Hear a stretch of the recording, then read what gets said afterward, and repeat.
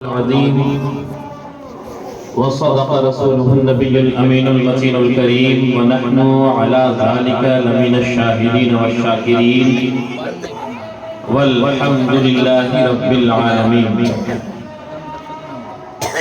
قال الله تبارك وتعالى في شان حبيبه المصطفى: إن الله وملائكته يصلون على النبي يا أيها الذين آمنوا صلوا عليه وسلموا تسليما. اللهم صل على سيدنا شفينا حبيبنا ومولانا محمد وعلى آل محمد وبارك وسلم. صلوا عليه صلاة دائما عليك يا رسول الله يا حبيب الله صلى الله تعالى عليه وسلم. اسٹیج پر رونق افروز نقیب اہل سنت حضرت مولانا شفیع رضا، حضرت امام صاحب قبلہ شاعر اسلام و جملہ دیگر معزز سامعین سامعات، السلام علیکم ورحمۃ اللہ وبرکاتہ.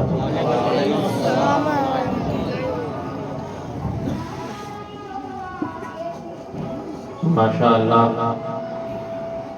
حضرت مولانا شفیع رضا صاحب کی تقریر کا اثر ہو چکا ہے، اور میرے لیے ایک نیا انکشاف یہ بھی کہ میں اب تک تو انہیں ایک بہترین لقیب سمجھتا تھا، آج معلوم ہوا کہ ایک عمدہ خطیب بھی، اور عمدہ اور اچھا خطیب وہی ہے جس کی باتوں کا اثر ہو جائے. سلام اور جواب کے تعلق سے انہوں نے اتنا کہا کہ اس وقت میں جس وقت میں تمونی میں اکثر پروگرام ختم ہو جایا کرتا ہے، اس وقت میں شروع ہو رہا ہوں. اس وقت بھی لوگ چارج ہیں، سننے کے خواہاں ہیں. بہرکیف میں آپ کی کیفیتوں کو سمجھ رہا ہوں، اور تنگی وقت کا بھی مجھے اندازہ ہے، لہذا میں بہت زیادہ وقت کے لیے آپ کے سامنے نہیں رہوں گا. دو چند باتیں آپ کے سامنے عرض کروں گا. اس سے پیش کر نعت پاک کے دو چند شعر آپ تحت لفظ میں ابھی آپ نے بڑے خوبصورت لب و لہجے میں حضرت جامع بسمل صاحب سے سماعت کیا، پھر اس کے بعد ہمارے حافظ صاحب نے بھی بڑی عمدہ نعت پاک پیش کی. یہ ایک نعت پاک علامہ اقبال کا ایک شعر ہے: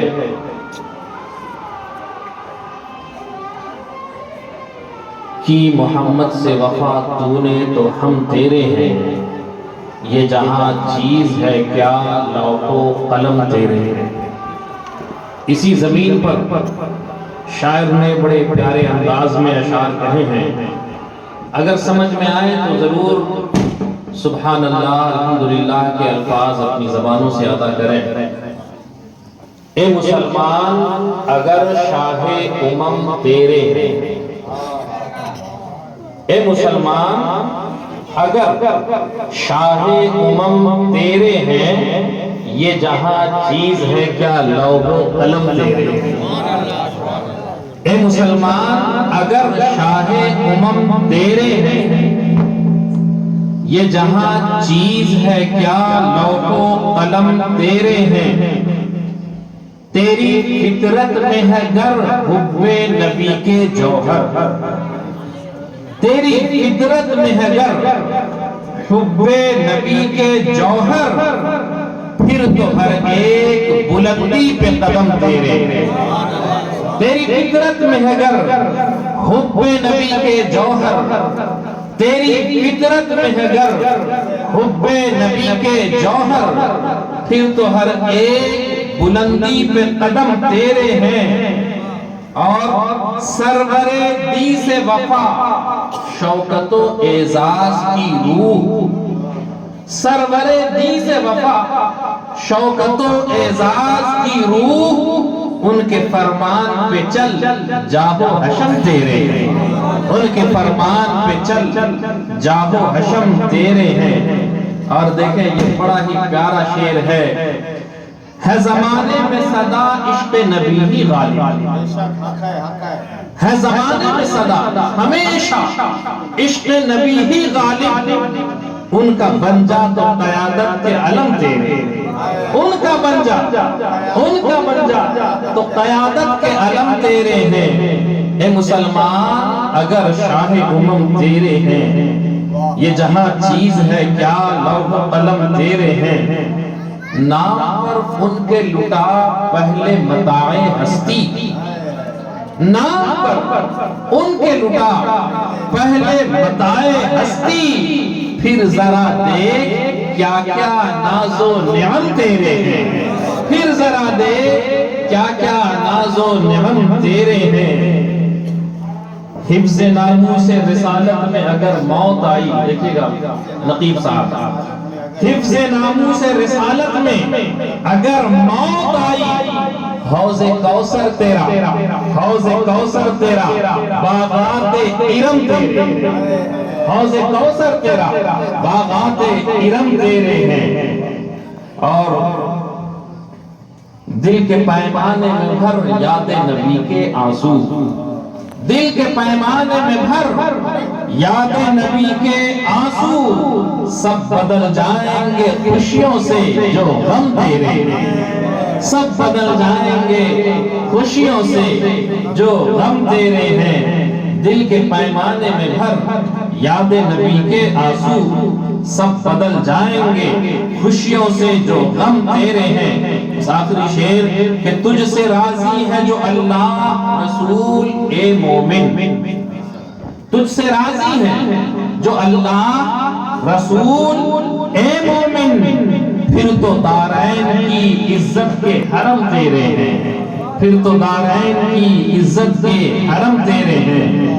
مقطع ہے کہ قول رب لکھ گئے کیا خوب فریدی اقبال، قول حق کیا لکھ گئے خوب فریدی اقبال، کی محمد سے وفا تو نے تو ہم تیرے ہیں، کی محمد سے وفا تو نے تو ہم تیرے ہیں۔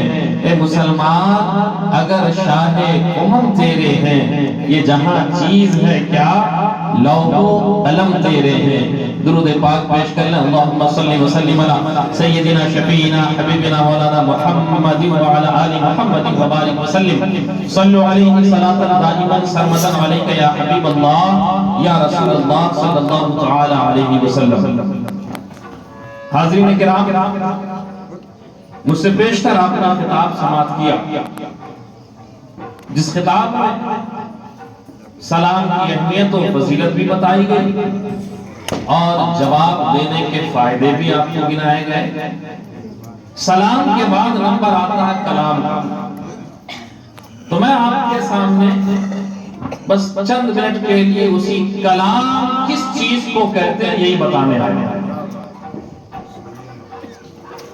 یہ رب تبارک و تعالیٰ کا بے پناہ احسان کرم ہے کہ اس رب نے ہمیں ایک توانا جسم عطا کیا، ہمیں 5 سے 6 فٹ کے درمیان کی ہائٹ عطا کی۔ اس پورے جسم میں رب نے ہمیں ہاتھ، پاؤں، پیٹ، سر، ڈھیروں اعضاء رب نے ہمارے لیے بنائے۔ انہی پورے جسم کے وجود میں ہمارے لیے رب تبارک و تعالیٰ نے 2.5 انچ کی زبان بھی ہمیں عطا کی۔ یہ زبان جو ہمارے منہ میں رہتی ہے، یہ بڑے کمال کی چیز ہے۔ یہ زبان ایک ایسی چیز ہے جس کے لیے رب تبارک و تعالیٰ نے فرمایا قرآن مقدس میں سورہ بلد کی آیت ہے، أَلَمْ نَجْعَلْ لَهُ عَيْنَيْنِ وَلِسَانًا وَشَفَتَيْنِ، کیا ہم نے تمہارے لیے 2 آنکھیں نہیں بنائی؟ کیا ہم نے تمہارے لیے زبان اور ہونٹ نہیں بنائے؟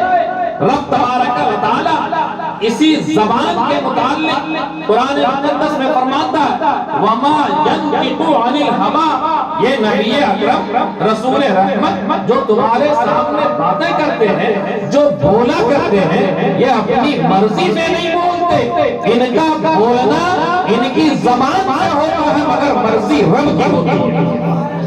یہ بولتے خود ہیں ان ہوا الا وحی یوحی، لیکن وہی بولتے ہیں جس بات کے کہنے کا حکم یا اجازت رب کی جانب سے انہیں ہوا کرتی ہے۔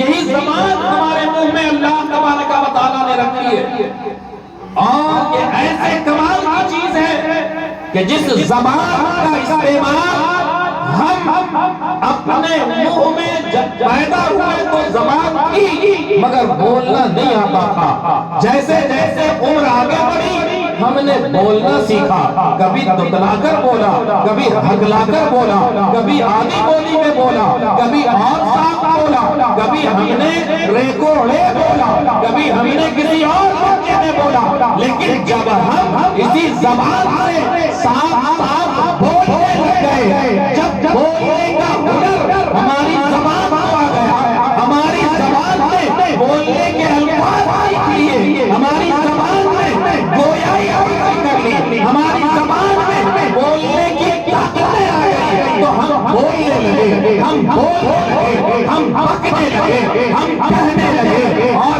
کہتے کہتے بولتے بولتے یہی 2 انچ کی زبان اتنا ناراض ہو جاتی ہے کہ بسا ہم بولتے بولتے کچھ فکر نہیں کرتے، کچھ سوچتے نہیں ہیں کہ یہ زبان کسی کے چہرے پر مسکراہٹ کا سبب بن رہی ہے یا کسی کے دل میں چھید کر رہی ہے، کسی کو خوشیاں دے رہی ہے یا کسی کے سامنے ہمیں شرمندہ کر رہی ہے۔ ہم اس زبان کا استعمال اتنا کھلے عام کرنے لگے کہ ہم نے یہ نہیں سوچا کہ یہ زبان رب نے اپنی تسبیح و تحلیل کے لیے دی تھی، ہمیں قرآن کی تلاوت کے لیے دی تھی، ہمیں سچائی کی امانت کے لیے دی تھی۔ رب نے یہ زبان ہمیں اپنی بڑائی اور کبریائی کے بیان کے لیے دی تھی، اپنے حق کے حضور کے لیے دی تھی، لیکن اسی زبان کا استعمال جب ہم کرنے لگے تو کبھی گالیاں بھی کبھی ہیں، کبھی کسی کو روتے بھی کیا ہے، کبھی کسی کے حقوق کی تلفی کی بھی بات ہے، کبھی کسی کو نیچا بھی دکھایا ہے۔ اسی زبان کے استعمال میں ہمیں اپنے سماج میں، اپنے معاشرے میں، اپنے لوگوں کے درمیان اسی زبان کے استعمال میں ہمیں کبھی برا بھی بنا دیا، کبھی بڑا بھی بنا دیا، لیکن اگر نئی زبان استعمال ہوگی تو آپ فرماتے ہیں بہت سے لوگ جنت میں صرف اس لیے چلے جائیں گے کہ انہوں نے اپنی زبان کا اچھا استعمال کیا تھا۔ جنت میں چلے جائیں گے انہیں پتہ بھی نہیں ہوگا۔ آقا علیہ الصلوۃ والتسلیم کی حدیث پاک میں آپ فرماتے ہیں کہ بہت سے لوگ جنت میں چلے جائیں گے انہیں پتہ بھی نہیں ہوگا کہ انہیں جنت کس وجہ سے ملی ہے، کون سا ان کا عمل ہے۔ آقا علیہ الصلوۃ والتسلیم کا دیوانہ عرض کرے گا اے پروردگارا مجھے جنت کا مستحق کس عمل کی بنیاد پر، میں جانوں تو صحیح، میں سمجھوں تو صحیح۔ رب کے فرشتے کہیں گے اے بندے تیرا عمل جو تھا وہ تھا، لیکن رب نے تجھے جنت تیری زبان کی بدولت عطا کی، تیری زبان کی وجہ سے دی ہے رب نے جنت۔ میری زبان کی وجہ سے جنت ملی مجھے۔ کہا کہ ہاں کبھی تو اپنی زبان سے لوگوں کو خوش کر دیا کرتا تھا، رب کو یہ عمل اتنا پسند ہے کہ یہ جنتی بنا دیا۔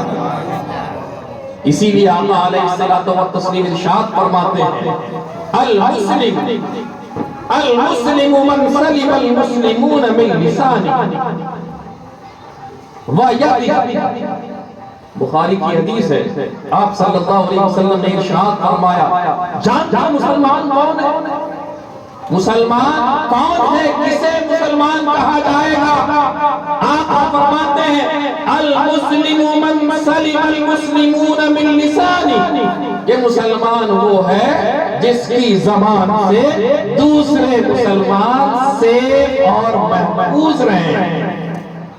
ہم تو ظلم ہاتھ سے کرتے ہیں، ہم تو کسی کو ستاتے ہیں، مارتے پیٹتے ہیں، ہاتھ سے مارتے ہیں، یا کسی کو لاٹھی ڈنڈے سے ماریں گے، لیکن نبی فرما رہے ہیں کہ مسلمان وہ ہے جس کے زبان سے دوسرا مسلمان محفوظ رہے اور اس کے ہاتھ سے بھی دوسرا مسلمان محفوظ رہے۔ کیا ہم اپنی زبان سے کسی کو زخمی کر دیا کرتے ہیں، کسی کو چوٹ پہنچا دیا کرتے ہیں؟ کہیں گے ہاں زبان یہ بڑے کمال کی چیز ہے، یہ زبان لکھنے میں تو چھوٹی سی ہے، کرنے کے لیے بڑے بڑے کام کر جایا کرتی ہے۔ کہیں گے کیا کر جایا کرتی ہے؟ یہی زبان ہے جو کسی کی غیبتیں بھی کر جاتی ہے، یہی زبان ہے جو کسی کی چغلی بھی کر جایا کرتی ہے، یہی زبان ہے جو دو لوگوں کو لڑا دیا کرتی ہے، یہی زبان ہے جو رشتوں کو خراب کر دیا کرتی ہے، یہی زبان ہے جو ہمارے درمیان اختلافات کا بیج دیا کرتی ہے۔ لیکن اسی زبان کا اگر صحیح استعمال کیا جائے، ابھی تو غوث اعظم کا مہینہ ہے، آپ نے بارہا سنا ہوگا، بارہا نہیں ہزاروں بار سنا ہوگا۔ غوث اعظم اپنے بچپن کے زمانے میں سفر پر جا رہے تھے، اس سفر پر علم کے سفر پر جا رہے تھے، قافلے کا دور تھا، قافلے کے ساتھ جا رہے تھے، راستے میں ڈاکوؤں کا حملہ ہوا، ڈاکوؤں نے سب کے سامان لوٹ لیے، سب کا سامان لوٹا گیا اور سارے جو مسافر تھے بندھک بنائے گئے۔ اسی اثنا میں ایک ڈاکو اس بچے غوث اعظم کے درمیان سے گزرا، پوچھا تمہارے پاس کیا ہے؟ کہا میرے پاس 40 اشرفیاں ہیں جو میرے کپڑے کے اندر انسائیڈ پاکٹ میں سلی ہوئی ہیں۔ غوث اعظم کی بات سن کر جیسا کہ روایتوں سے معلوم ہوتا ہے، گویا وہ ڈاکو آپ کی بات کو سن کر آگے بڑھتا چلا گیا ہوگا، لیکن پھر بات خیال آیا ہوگا کہ اس نے تو کہا کہ میرے پاس 40 اشرفیاں ہیں، ایسا کیسے ہے؟ اور کہہ رہا ہے انسائیڈ پاکٹ میں ہے۔ اچھا یہ بتائیے کبھی آپ نے سنا ہے کہ اس ڈاکو نے غوث اعظم کی تلاشی لی تھی، آپ کے پاکٹ کی جانچ کی تھی، آپ کا کپڑا پڑھا کر پہلے ہی دیکھا تھا، یا آپ کو گن پوائنٹ پر رکھ کر پوچھا تھا بتا تیرے پاس کیا ہے؟ کیا آپ کو زد و کوب کیا تھا؟ آپ کو مارا پیٹا تھا؟ کچھ نہیں کیا، سادگی سے پوچھا اے بچے تیرے پاس کیا ہے؟ بڑا سادہ سا انداز، بڑے سادہ سے لہجے میں آپ نے جواب دیا میرے پاس 40 اشرفیاں ہیں جو میرے پاکٹ کے اندر میں انسائیڈ میں کرتے کے اندر میں میری ماں نے سل دیا ہے، وہ وہی ہے۔ ڈاکو نے تلاشی نہیں لی تھی، بلکہ ڈاکو کو تو آپ کی بات پر یقین تک نہ آیا تھا، وہ تو یہ سن کر چلا گیا۔ جب سردار کے پاس سب کے متعلق گفتگو ہوئی، سردار نے پوچھا سب کو لوٹ لیا؟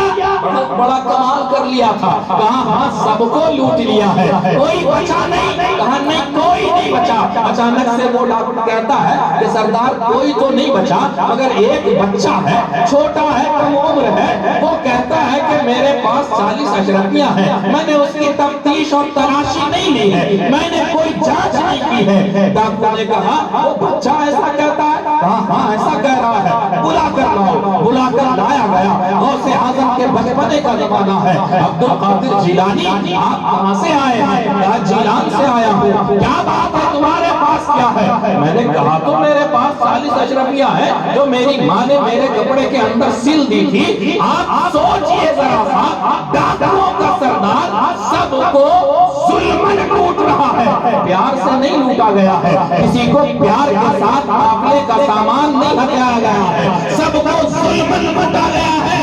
غوث اعظم سے پوچھنے والے نے بھی بڑے سادہ سے انداز میں پوچھا، ڈاکو کا خوف سب پر طاری، ڈاکو کا ڈر سب کے اوپر طاری تھا، لہذا سب لوگ اس سے کانپ رہے تھے۔ کچھ ایسے اور بھی لوگ ہوں گے جنہوں نے اپنے مال کو بچایا ہوگا، جنہوں نے اپنے مال کو چھپا لیا ہوگا، جھوٹ بول گئے ہوں گے، لیکن غوث اعظم سے بڑی سادگی سے پوچھا، آپ نے سادہ لہجے میں جواب دیا، اور ڈاکوؤں کے سردار نے جب یہ سنا کہ آپ کے پاس 40 اشرفیاں ہیں، کہا کہاں ہے؟ کھولو۔ کھولا گیا تو جیسا آپ نے کہا تھا ویسا ہی نکلا، کوئی کمی بیشی نہیں ہوئی، جو کہا تھا وہی نکلا۔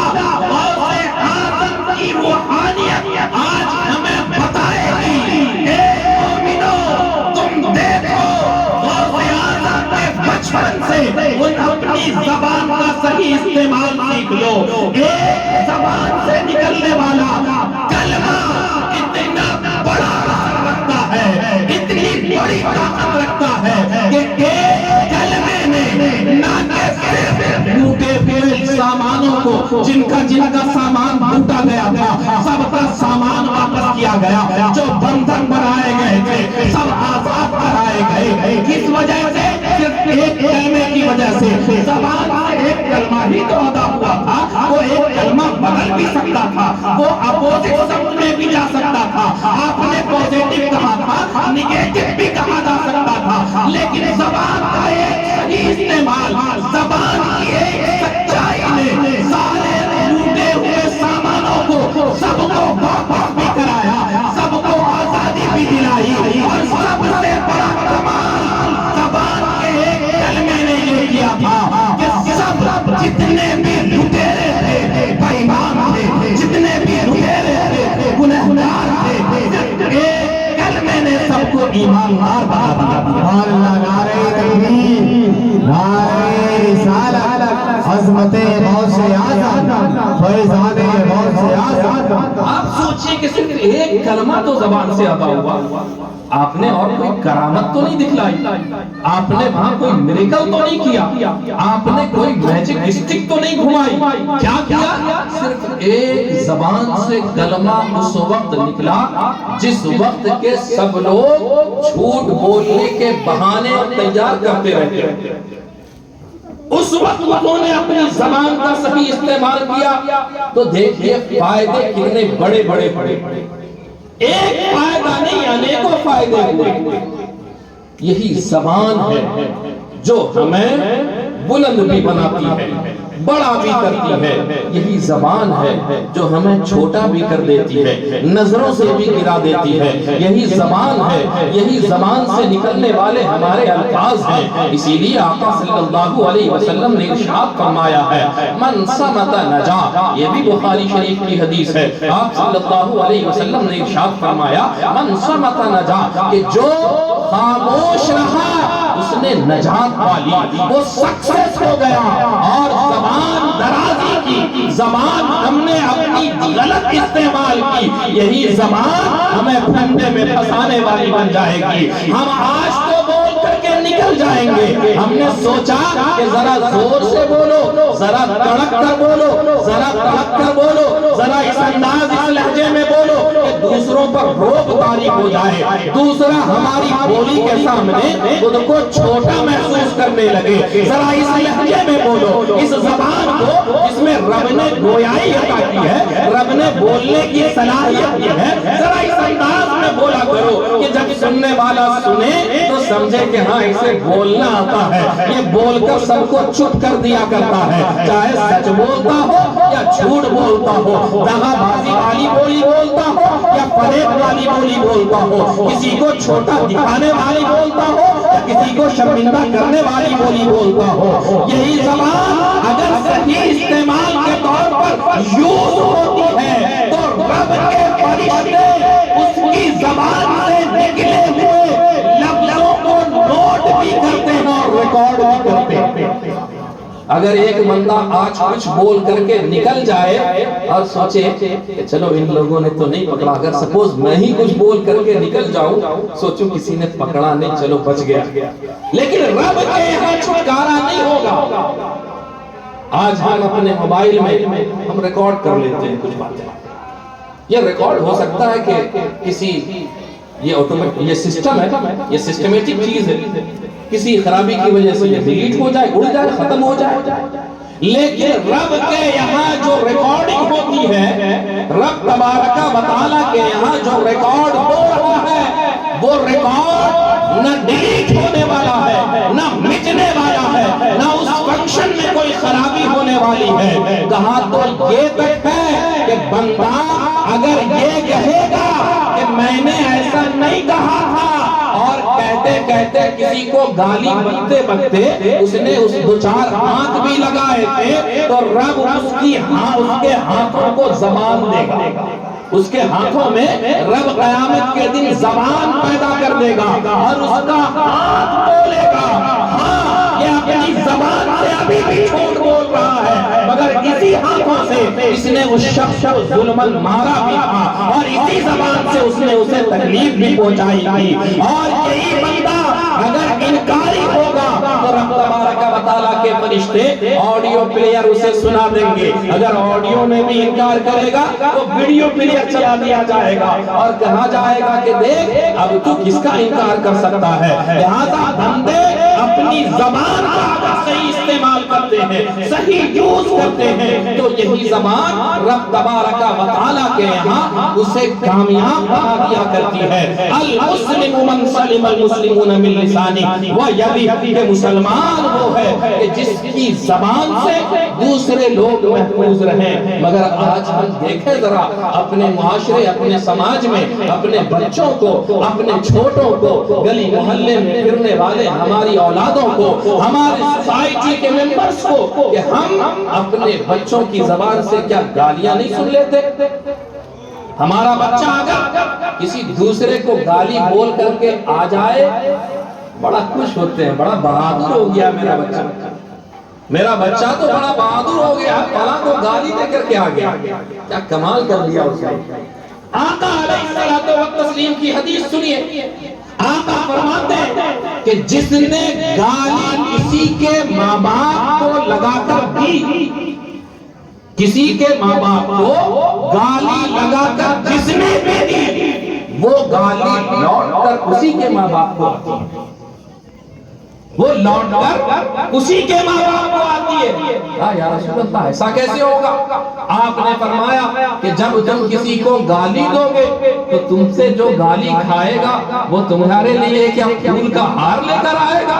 کیا وہ تمہیں دعائیں دیا کرے گا؟ کیا وہ تمہاری آرتی اتارے گا؟ کہا نہیں، وہ کیا کرے گا؟ اگر دو تھپڑ نہیں مار سکتا ہوگا تو ضرور وہ تمہیں بھی گالی دے گا۔ جو تم نے اس کے ماں باپ کو گالی دی ہے تو وہ بھی تمہارے ماں باپ کو گالی دے گا۔ گویا تمہاری زبان نے پہلے کسی کو غلط طور پر استعمال کیا، اپنی زبان سے کسی کو غلط کہا، کسی کے ماں باپ کو گالی دی، اور وہی گالی تمہارے ماں باپ کو گالی سنانے کا سبب بن گئی۔ لہذا تمہاری گالی لوٹ کر تمہاری ہی طرف چلی آئی۔ اور بسا اوقات کیا ہوتا ہے، ہم دو چار لوگ بیٹھتے ہیں اور بیٹھ کر کے ایک دوسرے کی غیبتیں کرنا شروع کر دیتے ہیں اور بڑا مزہ آتا ہے، لطف آتا ہے۔ سنا ایسا ہو گیا، اور سنا اس نے ویسا کر دیا، اور سنا اس نے ویسا کر دیا۔ اے بندے، یہ زبان اللہ کی تسبیح کے لیے ہے یا سچ بولنے کے لیے ہے، کسی کی غیبت کے لیے نہیں ہے۔ حضرت خواجہ حسن بصری رضی اللہ تعالیٰ عنہ کی محفل سجی ہوئی تھی، خواجہ حسن بصری رضی اللہ تعالیٰ عنہ کے سامنے کسی نے کہا فلاں شخص بڑی آپ کی غیبتیں بیان کر رہا تھا، آپ کی بہت زیادہ غیبتیں بیان کر رہا تھا۔ خواجہ حسن بصری اپنے گھر کے اندر گئے، ایک ٹوکرا کھجور لے کر کے آئے، ایک ٹوکرا کھجور لے کر کے آئے اور لا کر اس سے کہا جاؤ اسی شخص کو دے آؤ جو مجھے گالیاں دے میری غیبت کر رہا تھا۔ کہا بڑا عجیب حال ہے، وہ آپ کی غیبت کر رہا تھا اور آپ اس کو تحفے دے رہے ہیں، آپ اس کو تحفے دے رہے ہیں۔ ہم کرنے کو تو بڑے مزے لے لے کر غیبت کر لیا کرتے ہیں، ایک دوسرے کی باتیں بڑے شوق سے کر لیا کرتے ہیں، بڑا لطف ملا کرتا ہے۔ مگر خواجہ حسن بصری فرماتے ہیں کہ جب اس نے میری غیبت کی ہے تو جانتے ہو اس میں میرا فائدہ ہوا ہے۔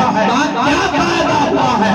فائدہ یہ ہوا ہے کہ میرے ذمے جو گناہ تھے اس نے اپنے ذمے لے لیے، میرے اوپر جو گناہ تھا اس نے وہ سب اپنے اوپر لے لیے ہیں، تو جو میرا گناہ لے لے کیا میں اس کو تحفے نہیں دوں؟